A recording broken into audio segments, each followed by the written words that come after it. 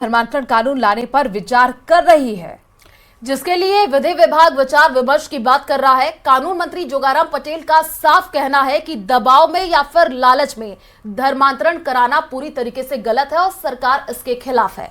देखिए रिपोर्ट।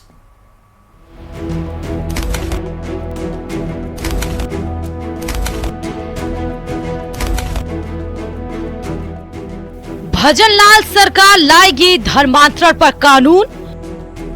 अब धर्मांतरण कराने वालों की खैर नहीं, जबरन धर्म परिवर्तन कराना होगा गुनाह। क्या उत्तराखंड और मध्य प्रदेश समेत कई राज्यों में लागू धर्मांतरण कानून अब राजस्थान में भी लागू होने वाला है? ये सवाल इसलिए क्योंकि ऐसी चर्चा है कि सरकार जल्द ही धर्मांतरण पर कानून ला सकती है।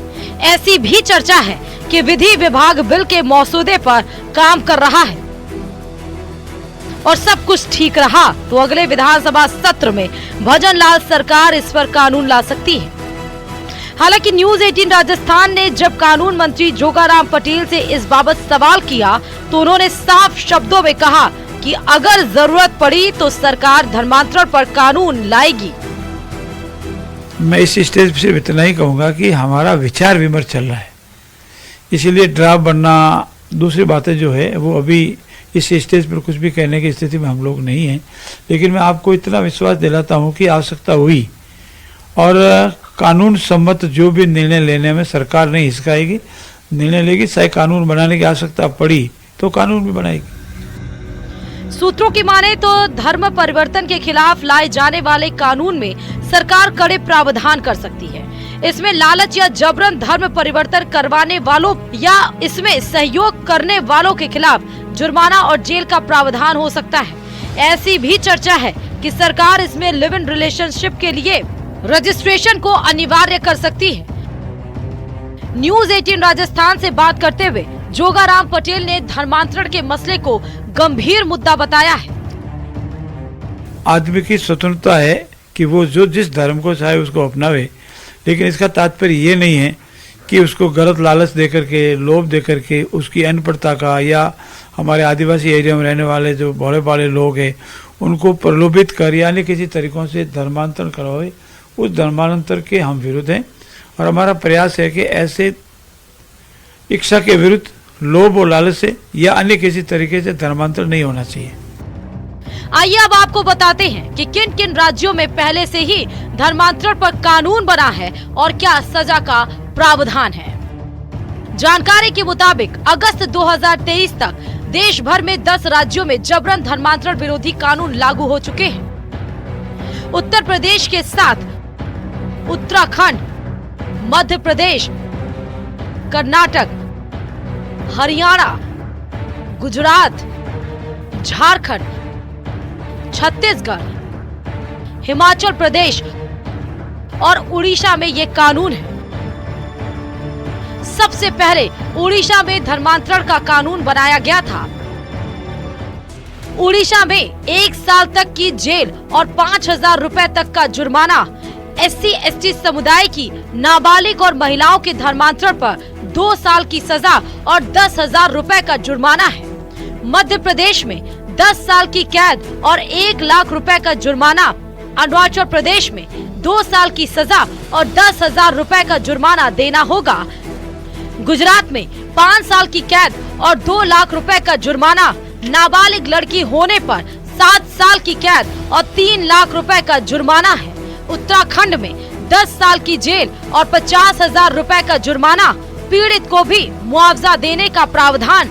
जबरन सामूहिक धर्मांतरण पर 3 से 10 साल की जेल और 50,000 का जुर्माना। SC/ST समुदाय की नाबालिगों और महिलाओं के धर्मांतरण पर 3 से 10 साल की सजा।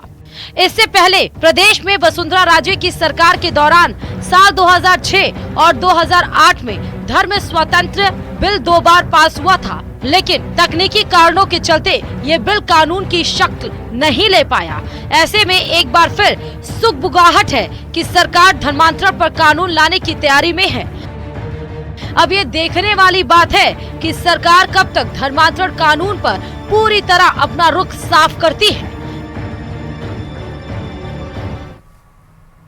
बूंदी शहर में अंबेडकर सर्किल पर हुई चाकूबाजी की घटना में शिक्षक मनीष मीणा की हत्या के विरोध में आपको बता दें कि मीणा समाज ने कलेक्ट्रेट के सामने रोड जाम करके विरोध जताया है। आरोपियों की जल्द गिरफ्तारी और मृतक के परिजनों को उचित मुआवजे की मांग की गई है। दरअसल देर रात ढाबे पर खाना खाने गए शिक्षक मनीष मीणा की 2 बदमाशों ने चाकू से हमला कर हत्या कर दी थी और इस पूरे मामले में अब आक्रोश बढ़ता जा रहा है। दृष्टिकोण से दुर्भाग्यपूर्ण घटनाक्रम है। प्रशासनिक दृष्टिकोण से बूंदी पुलिस प्रशासन पूर्णतः विफल हो चुका है।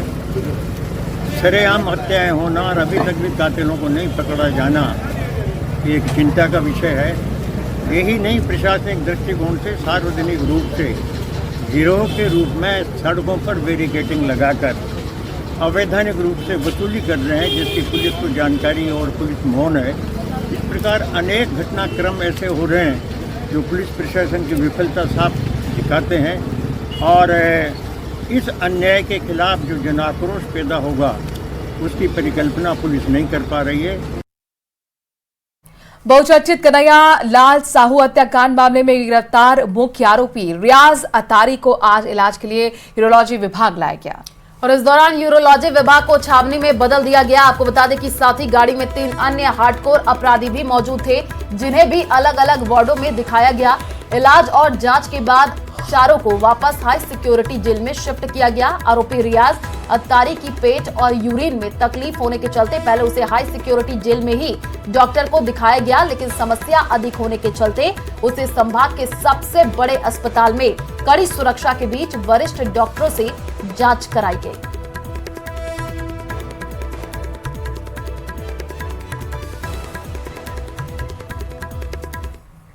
और प्रदेश की 7 सीटों पर होने